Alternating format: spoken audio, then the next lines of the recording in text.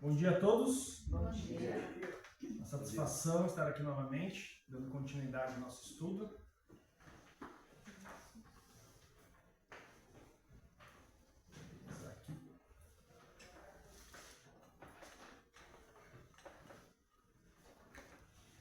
Então, no culto passado, nós começamos uma introdução à carta de Paulo a Tito, onde vimos quem era Tito. Era um jovem cristão, discípulo de Paulo, presbítero da igreja.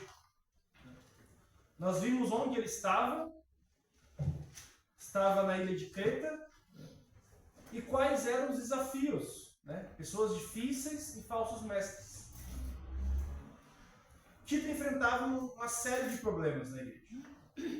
As igrejas necessitavam de líderes qualificados e os diversos rebanhos dentro da congregação precisavam ser pastoreados. E um grupo de falsos mestres tentava misturar lei judaica com o evangelho da graça, enquanto alguns cristãos gentios abusavam da mensagem da graça, transformando-a em licenciosidade. E os habitantes de Creta eram, por natureza, pessoas difíceis. Nós vimos isso, lá no versículo 12 e 13, do capítulo 1. E Tito precisava de paciência e amor extraordinários. Vimos no capítulo 1, onde Paulo lembra Tito de 3 responsabilidades que nós falamos aqui na aula passada. Quem lembra? Pregar a palavra, qualificação dos líderes e dos membros, e calar os falsos mestres. As 3 responsabilidades que Paulo lembra de Tito já no capítulo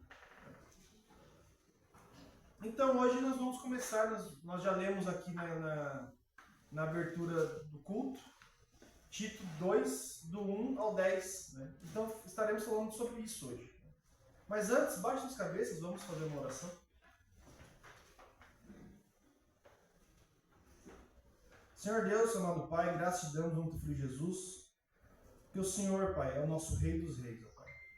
Obrigado, Pai Santo, porque tudo acontece conforme a tua vontade. Obrigado porque o Senhor permitiu que nesse momento pudéssemos estar nos reunindo, Pai, para ministrar a tua palavra, Senhor. E que seja, Pai Santo, a sua palavra, Pai, e não a nossa. Que teu Espírito Santo venha nos direcionar, ó Pai, nos ensinar e nos transformar, Senhor. Porque sabemos, ó Pai, que a tua palavra transforma, Pai, transforma as vidas, ó Senhor. Então, clamamos, ó Pai, que venha nos transformar pela tua palavra. E ser conosco, Senhor. Te pedimos no nome do Filho Jesus. Amém.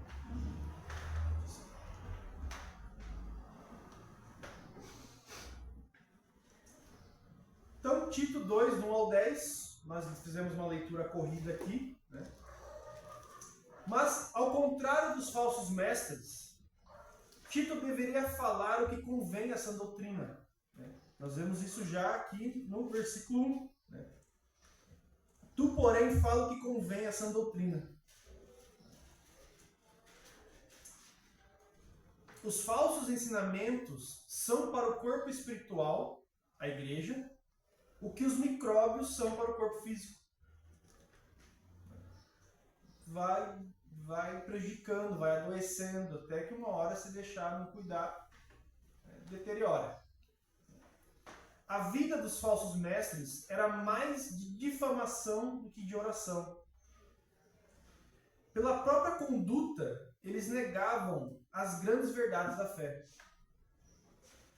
Quem pode mensurar o dano contra o testemunho cristão praticado por aqueles que professavam grande santidade, mas viviam uma mentira? Como é que a gente mensura um dano?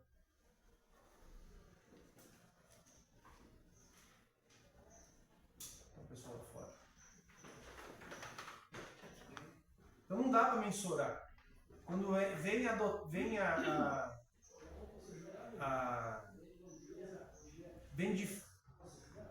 os falsos mestres vêm, aquilo vai corroendo. Não dá para mensurar o tamanho do estrago. E a tarefa designada a Tito e a todos os servos do Senhor era ensinar o que convém à sã doutrina. ele tinha de eliminar o terrível abismo existente entre o discurso e a vida do povo de Deus. Porque uma coisa era o discurso, outra coisa era a vida. E tinha um abismo gigante entre eles. Na realidade, essa é a ideia central da epístola. Né? A maneira prática de viver a sã doutrina com boas obras. Né? E que vemos no versículo-chave, que é lá no capítulo 3:8. Né? Os versículos seguintes, que nós vamos ver aqui, né, dão exemplos práticos que essas boas obras, de que essas boas obras deveriam ser. Né? E veremos que há uma mistura de ensinamentos doutrinários com admoestações práticas, pois as duas coisas devem andar juntas. E Paulo discute diversas áreas do ministério da igreja local.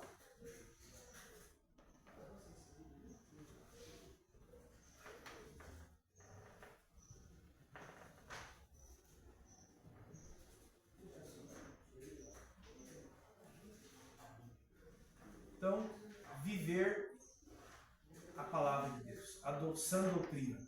Paulo enfatiza muito isso. Né? Por quê? Nós falamos isso, né? Às vezes tem irmãos que, eu não gosto de ver doutrina, eu gosto de ver outras coisas. Gente, então está errado. Né? Paulo enfatiza, porque a importância da doutrina ela é primordial para uma igreja saudável. E o tema de hoje é como ter uma igreja saudável. É isso que nós veremos nesse versículo. É isso que Paulo nos mostra aqui. Né? E ele vai nos mostrar isso através de três pessoas, na figura de três pessoas. Né? E a primeira delas, nós vamos ver, é referente aos santos mais velhos. Né? Vamos repetir aqui, do 1 ao 4. Tu, porém, fala que convém essa doutrina. Quanto aos homens idosos, que sejam temperantes, respeitáveis, sensatos, sadios na fé, no amor e na constância.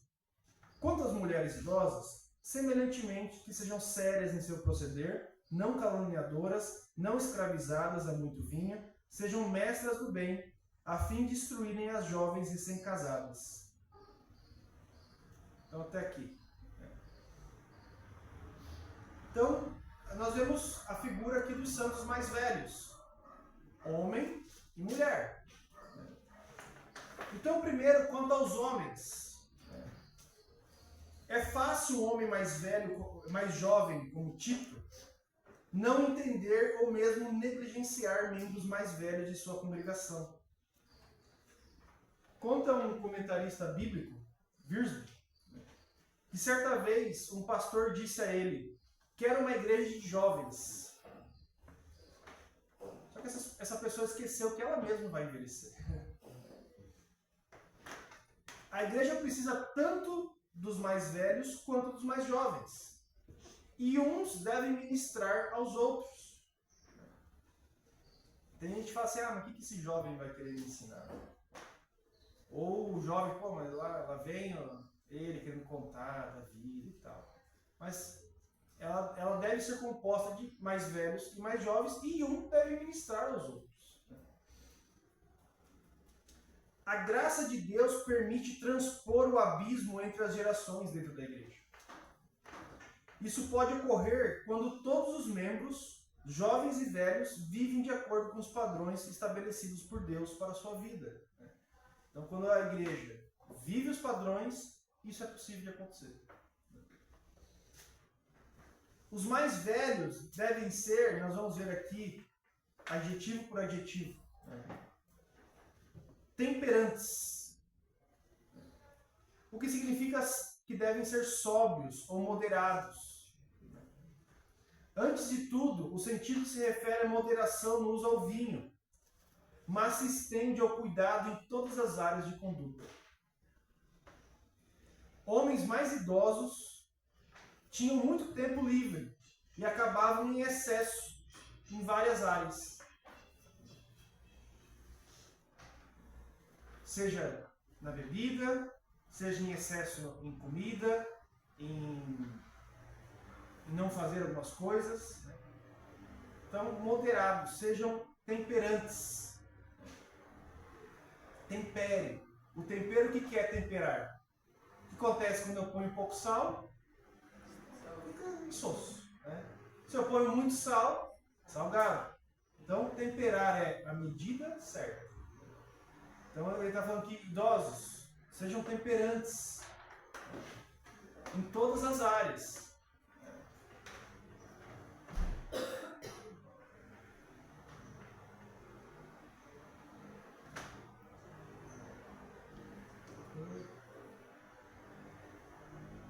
Homens, eu pergunto agora, vocês têm a necessidade de ser sóbrio em alguma área? Qual área você tem agido em excesso?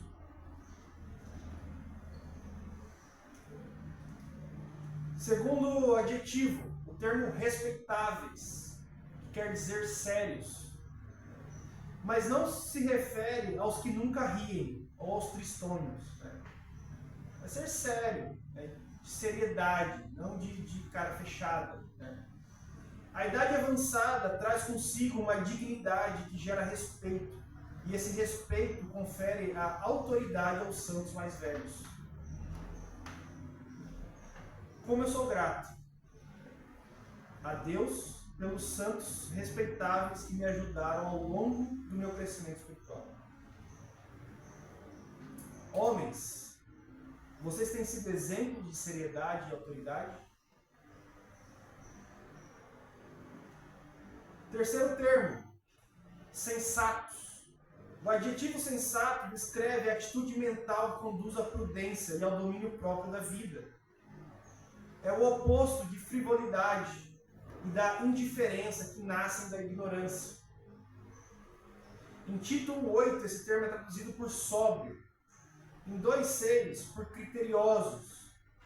Em 2,2, 2,5 e 2,12, por sensato. Então, o mesmo termo do grego, a gente vê algumas traduções diferentes, né, adequadas à palavra.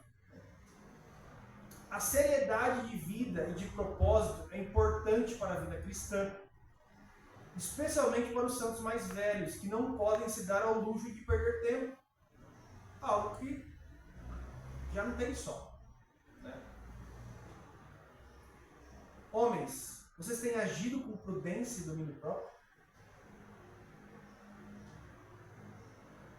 Terceiro ponto aqui, ainda no versículo 2. Né? Sadios na fé, no amor, na constância. Três coisas que andam juntas. A idade torna algumas pessoas insensíveis, amargas e cínicas. Os sadios na fé são agradecidos, são otimistas e bons companheiros. Os homens mais velhos devem saber em que creem e suas convicções doutrinárias devem estar de acordo com a palavra de Deus. O bom conhecimento da doutrina bíblica não substitui outras virtudes necessárias, como o amor pelos irmãos e a paciência em meio a tribulações da vida. A idade tem suas enfermidades e deficiências, muitas vezes difícil de suportar. Os que são sadios na persistência suportam suas provações com graça e coragem. Então, sadios na fé, no amor e na constância. Homens, como vocês têm trabalhado esses conceitos definidos pelo apóstolo Paulo? Isso aqui são imperativos, são ordenanças. São ordenanças. E devemos buscar trabalhar eles até o fim das nossas vidas. Não existe um momento em que a gente, agora eu deixo de amar. Deu 92 anos, deixo de amar. Deixo de ser temperante. Não existe um momento em que algo deixa de acontecer.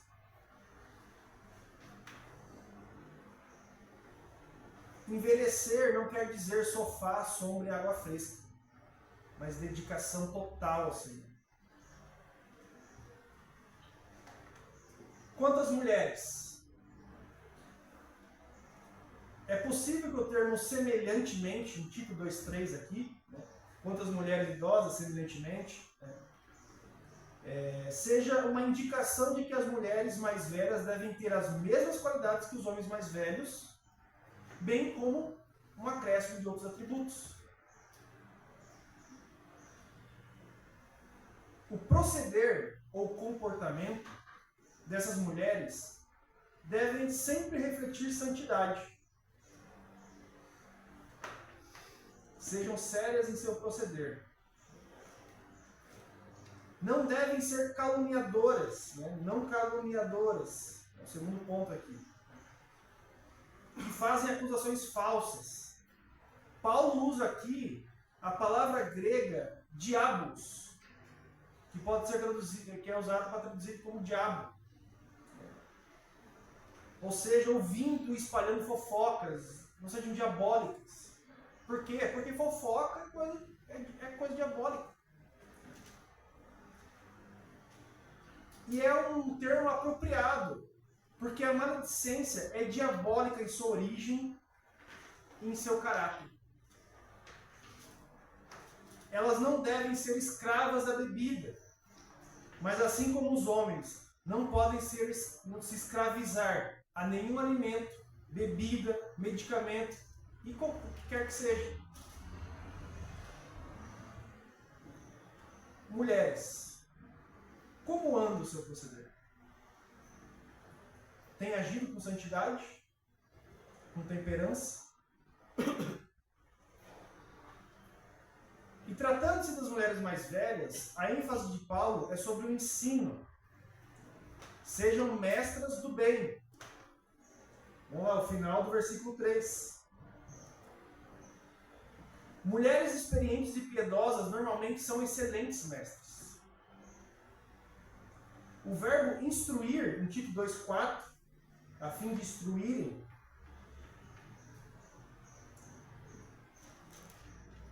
é relacionado à palavra traduzida por temperantes, lá em 2,2, nós vimos. E provavelmente deve ser traduzido por para que instruam a fim de tornar sóbrias. As mulheres mais velhas não devem apenas ensinar as mais jovens a cuidar de casa, mas também colocar no coração e na mente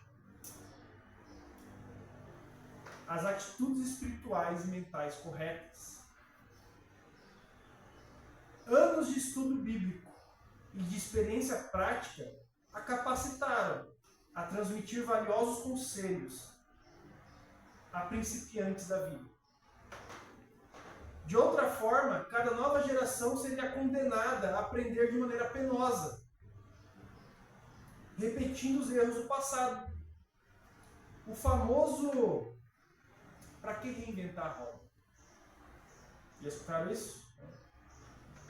A gente gosta de passar pelas mesmas coisas de novo. Gente, para que reinventar a roda? Aprende com quem já fez. Aprende com quem já passou por isso.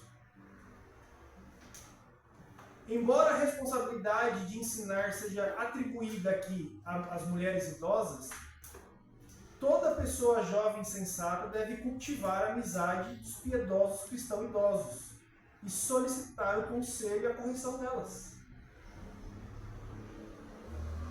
Mulheres, têm tido oportunidade de compartilhar suas experiências? Então, os cristãos mais velhos, homens ou mulheres,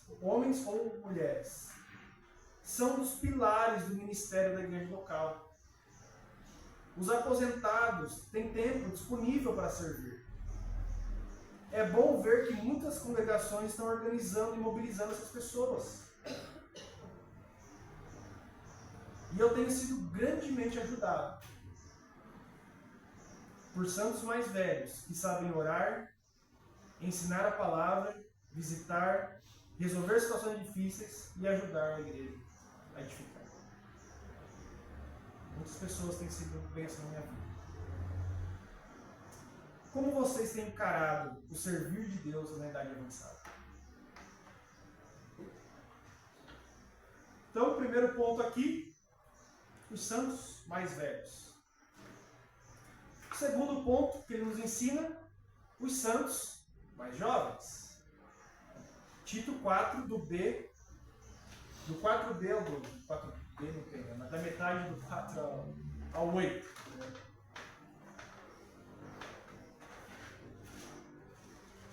Então, a fim de instruir as jovens a se casarem, amarem ao marido e aos seus filhos, a serem sensatas, honestas, boas donas de casa, bondosas, sujeitas ao marido, para que a palavra de Deus não seja difamada.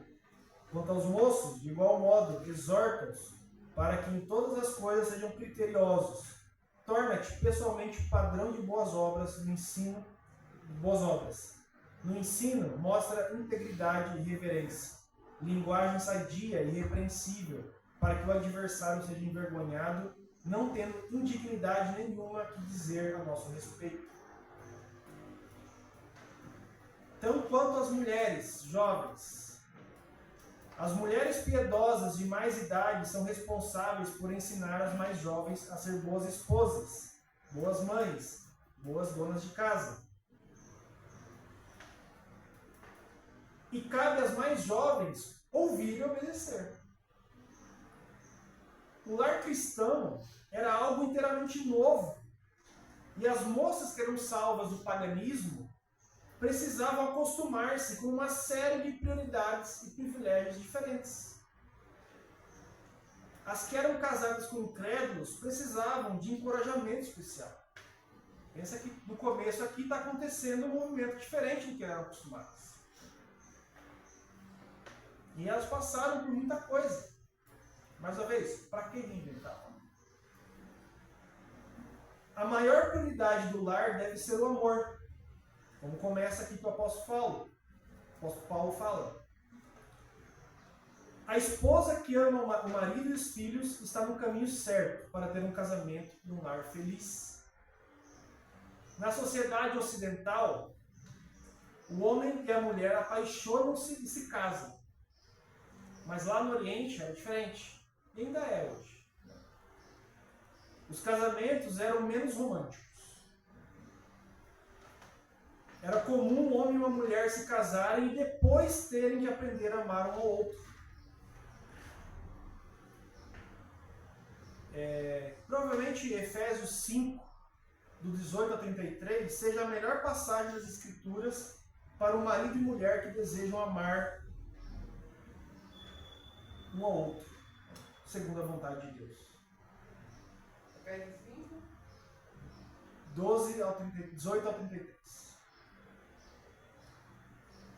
As jovens recém-casadas devem ser instruídas a amarem ao marido. Marido, vocês também são instruídos a amarem suas esposas. Não se esqueçam disso. Mas isso significa mais do que beijá-lo quando ele sai para trabalhar. Inclui milhares de outras formas nas quais ela pode mostrar que realmente respeita.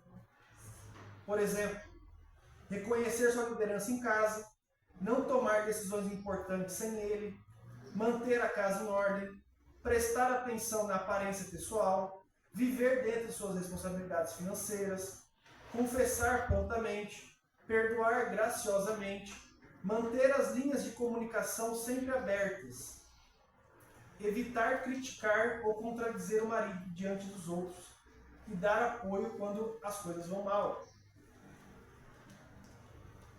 Manter a comunicação aberta.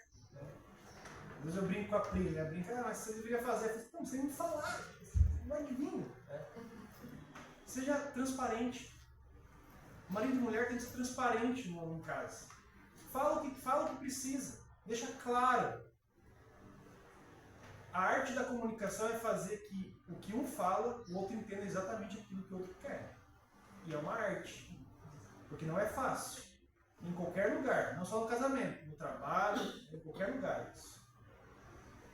Mas mulheres, vocês têm amado seus maridos? Elas devem ser instruídas a amarem seus filhos. É claro que uma mãe ama os filhos. Alguém pode dizer isso. É um instinto natural, mas que precisa ser controlado. Conta, ainda o comentarista Virgil conta também, que certa vez ele ouviu uma mãe moderna dizer: amo demais meu filho para lhe dar umas palmadas. Na verdade, essa mulher apenas amava a si mesma, não o filho. Que Provérbios 13, 24. Abre lá, segura o título aí.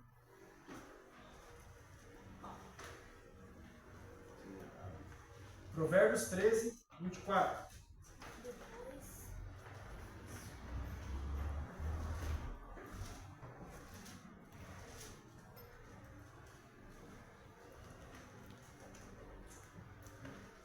O que retém a vara aborrece a seu filho, mas o que ama se o disciplina. Apesar de normalmente ser o pai quem disciplina os filhos nos lares do Oriente, era impossível a mãe não participar da disciplina, pois de outro modo, a criança explodia a casa, ia derrubar a casa. Porém, também existem outras formas de demonstrar amor, como ler e orar com eles, estar junto deles quando chegam da escola ou das brincadeiras, discipliná-los com firmeza e justiça, moldá-los para o serviço do Senhor e não para o mundo e o inferno. Mulheres, vocês têm amado seus filhos? Terceiro adjetivo, serem sensatas.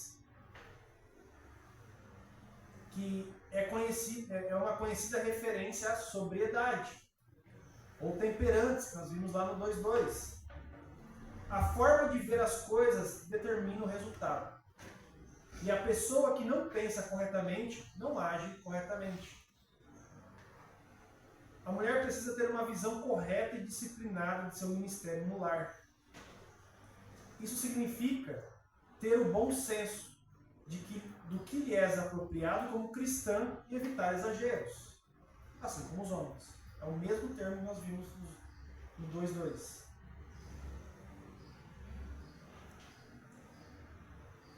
A sensatez dá a ideia de domínio próprio. Se os pais não disciplinarem a si mesmos, não poderão jamais disciplinar os filhos. O pai não vem na igreja. Como é que ele vai cobrar do filho que vem à igreja? O filho vai falar, você não vai porque eu não vou. Ou o pai que não demonstra ser trabalhador, vai querer cobrar depois, pai ou a mãe, do filho, não, você tem que trabalhar. Não, você não vai porque eu tenho que ir. Então, exemplo. E a sensatez, ela traz essa forma de nos policiarmos nos nossos exemplos. Mulheres, vocês têm tido bom senso? Quarto ponto aqui, honestas, que significa puras de mente e coração. A esposa cristã deve ser fiel ao marido em sua mente e coração, bem como em seus atos. Vocês têm sido honestas? A expressão boas donas de casa indica que devem cuidar bem do lar.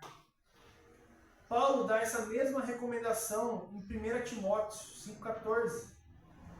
O marido sábio permite que a esposa administre o lar, pois esse é o ministério dela. Eu, às vezes, preciso quer fazer uma coisa e falo, não, deixa esse quadro aí. Nós, maridos, devemos permitir que as mulheres trabalhem por ser dona de casa. O termo bondosas, em Tito 2,5, pode ser traduzido por amáveis. Ela não cuida do lar de modo autoritário, praticando antes a instrução da bondade. Provérbios 31, 26. Vamos abrir lá.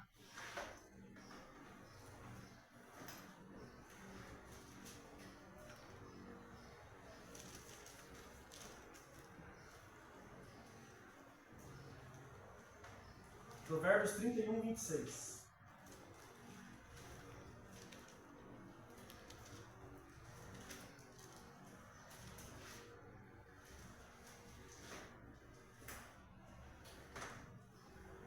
Fala com sabedoria, e a instrução da bondade está na sua língua. Elas devem ser instruídas a viver para os outros, serem hospitaleiras, graciosas e generosas, e não egoístas ou possessivas. Vocês têm sido bondosas?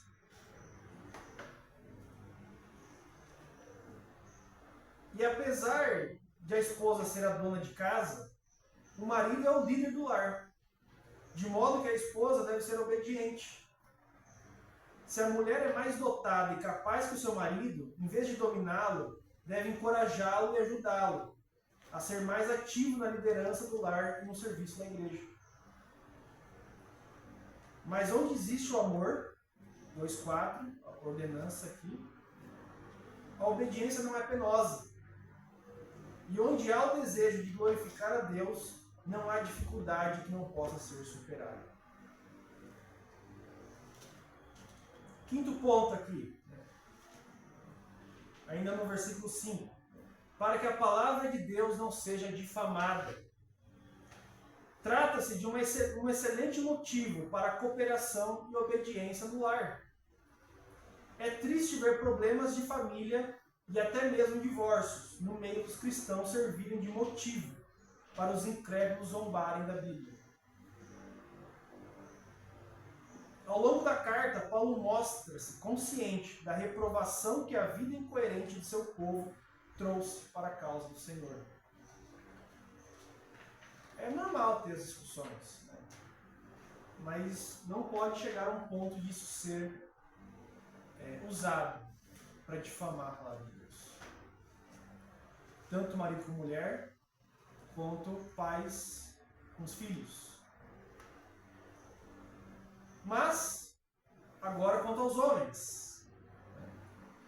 Tito deveria permitir que as mulheres mais velhas ministrassem às mais jovens, a fim de que ele próprio não se visse em uma situação difícil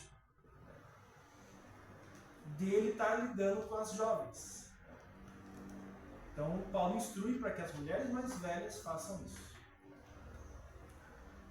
No entanto, ele deveria servir de exemplo para os rapazes, com os quais se identificaria facilmente.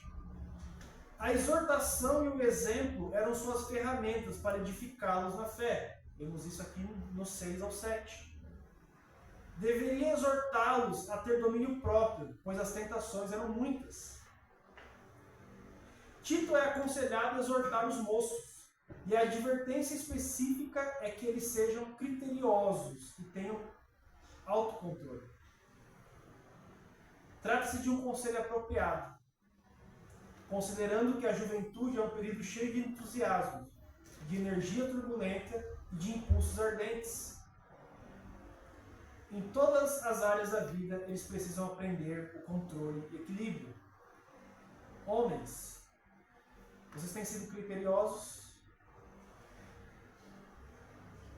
Mas Paulo escreve mais sobre Tito como exemplo do que como exortador. A melhor forma de um pastor pregar é por meio da sua vida. O ministro deve ser sempre exemplo de todas as coisas. Todas as virtudes que o pastor deseja ver em sua igreja devem ser cultivadas primeiramente nele próprio. Porque dizem e não fazem. Mateus 23:3, vamos abrir lá. Segura Tito. Mateus 23.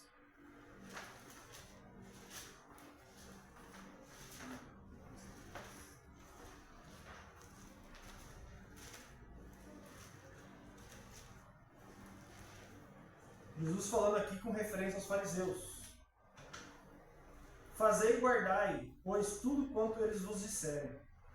Porém, não os imiteis nas suas obras, porque dizem e não fazem.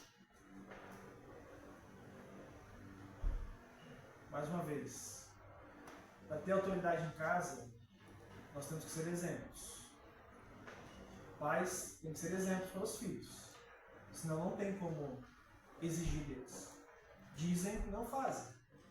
Ah, meu pai diz para ir para a igreja, mas ele não vai. Meu pai diz para trabalhar, mas ele não vai. Meu pai diz, ele...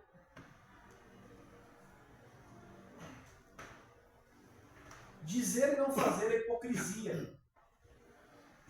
Mas assim como o pastor, o membro da igreja deve agir da mesma forma.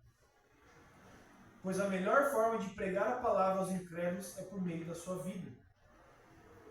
Como que você vai pregar a palavra? Velho ou moço? Para alguém, se você não é um exemplo.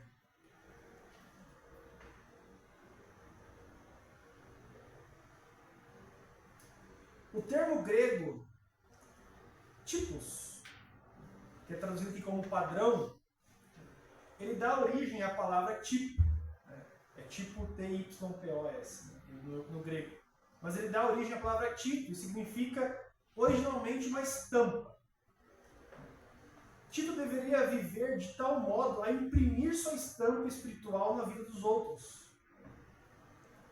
Isso envolvia boas obras, sã doutrina, seriedade nas atitudes e discurso irrepreensível que ninguém, nem mesmo o inimigo, poderia condenar. E os mais moços, onde é que exercitam isso? Na escola, na faculdade, no trabalho, estagiando. Temos que ser exemplos irrepreensíveis. É isso que Paulo está falando para ele. Paulo está querendo que os moços seguissem o exemplo de Tito. Criteriosos, né? Com um padrão de boas obras. Paulo dá ainda um pequeno conselho a Tito. Como encarregado do ministério público nas igrejas, Tito tem que apresentar um consistente padrão de boas obras. Deve haver um estreito paralelo entre doutrina e seu comportamento. Não adianta eu ensinar e não fazer. Seu ensino deve se caracterizar pela integridade e reverência. Reverência, temor a Deus. Ter reverência ao que eu estou fazendo nas coisas de Deus. Integridade significa que o ensino deve corresponder à fé entregue aos santos definitivamente. E por reverência, Paulo sustenta que o ensino deve ser digno e sensato. Homens, vocês têm exercido esse padrão de boas obras, integridade e reverência? Em todo lugar há pessoas do contra, sempre tentando começar uma briga. A linguagem do pastor e do membro, idoso ou jovem, não deve dar motivos para acusações. A hipocrisia nas palavras ou na conduta pode acabar com o ministério, seja do pastor ou do membro. Nenhum pastor é perfeito, assim como nenhum membro da igreja é perfeito. Mas cada um deve esforçar-se para dar o melhor exemplo possível. A igreja nunca se desenvolverá mais do que a sua membresia, do que a sua liderança. Não tem como ela se aperfeiçoar mais do que se a liderança também não fizer isso. Como nossos membros também não fizeram isso.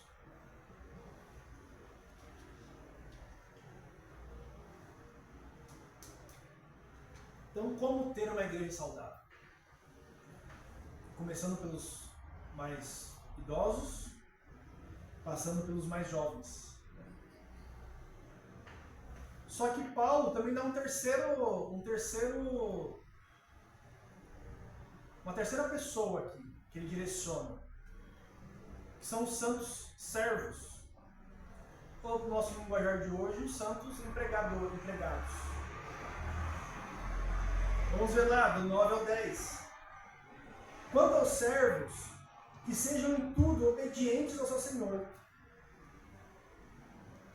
dando-lhe motivo de satisfação.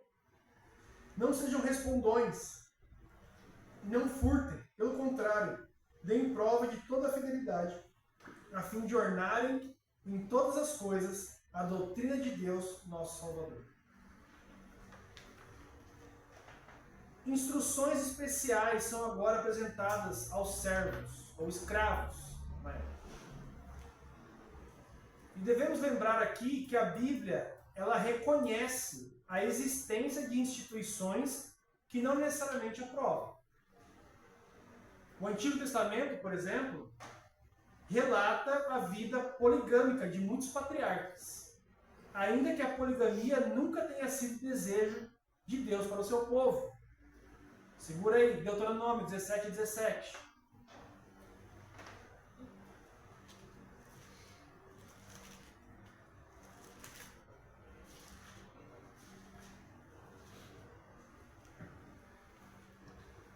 Deuteronômio 17, versículo 17. Tampouco para si multiplicará mulheres, para que o seu coração se não desvie, nem multiplicará muito para si prata ou ouro. Deus jamais aprovou a injustiça e as crueldades da escravidão. Ele cobrará a responsabilidade dos senhores no último dia. Ao mesmo tempo, o Novo Testamento não apoia a abolição da escravatura pela revolução à força. Ele condena os abusos da escravidão e os remove pelo poder do Evangelho. A história mostra que os males da escravatura têm desaparecido em todo lugar onde a palavra de Deus foi abertamente pregada e ensinada. Ela não defende pelo uso da força, mas pela palavra, pela coerência e exemplo de vida. Entretanto, onde a escravatura ainda existe, o escravo não é excluído do melhor do cristianismo. Ele pode ser um testemunho do poder transformador de Cristo.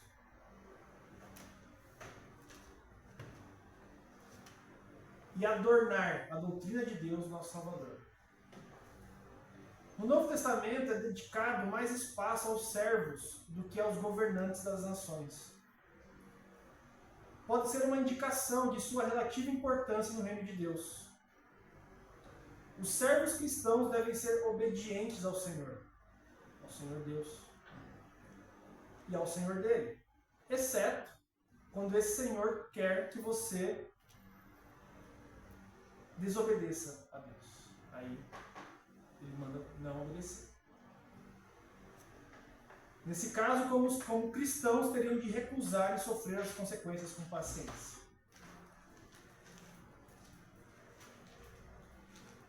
Eles devem dar motivo de satisfação em todos os aspectos. Isso serve para nós empregados hoje. Ou seja, ser produtivos em qualidade e em quantidade. Todo o serviço pode ser feito como se fosse para Cristo. E será plenamente recompensado por Ele. Eles não devem ser respondões ou impudentes. Um empregado que não obedece ao seu líder hoje, ou que responde, ou que é um exemplo de bagunça, é um exemplo de mal educação, é errado, não segue. Paulo está falando para sermos exemplos.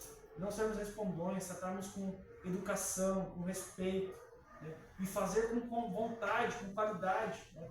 Ser um exemplo de satisfação. O que é isso? O líder fala assim, cara, eu tenho a satisfação de ter aquela pessoa como trabalhador, como empregado que ele fez.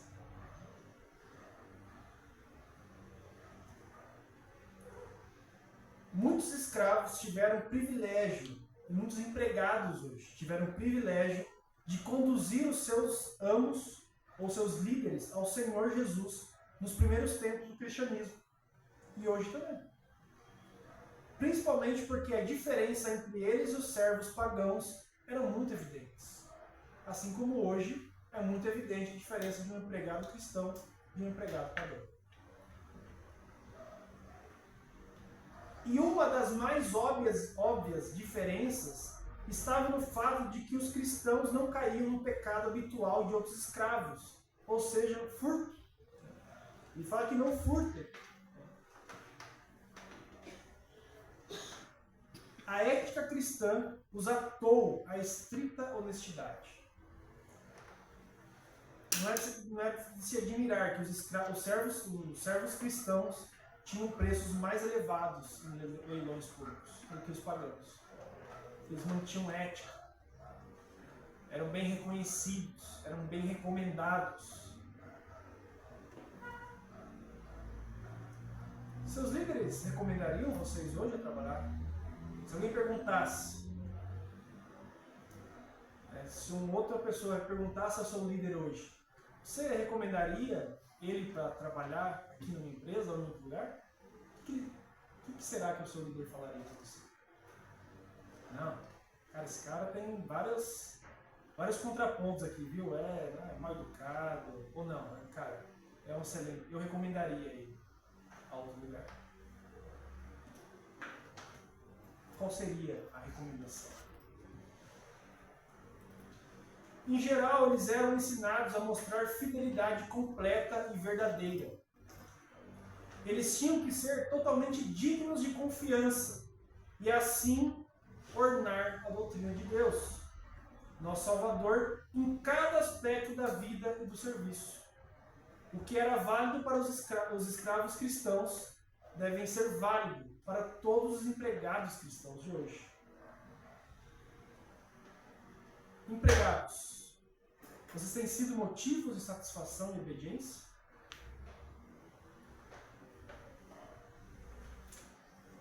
Conclusão. O apóstolo Paulo mostra aqui a Tito, bem como a todos nós, como deve ser o funcionamento da igreja, através da vida de seus membros. Se os membros estiverem enraizados na palavra de Deus e seus mandamentos, então a igreja será saudável. Caso contrário, será uma igreja doente e fadada ao fracasso. Como você quer a sua igreja? Que essas palavras sejam um insumo necessário para sermos desafiados a sermos membros melhores e ataviados à palavra de Deus, de forma a buscarmos a melhor saúde da igreja. Amém? Amém. Vamos orar? Senhor Deus, amado Pai, graças te damos, Senhor, pela Tua palavra, Pai, que o Senhor nos mostrou hoje, Senhor. O Senhor, através do Seu Espírito Santo, fez com que Paulo escrevesse isso, Pai, com um objetivo, Senhor, para que a Sua igreja fosse saudável. E clamamos, ó Deus, que o Senhor venha, que o Teu Espírito Santo, Pai, venha nos incomodar em cada aspecto desse dito hoje, Senhor. Seja para um membro jovem, para um membro idoso ou para o empregado, Senhor.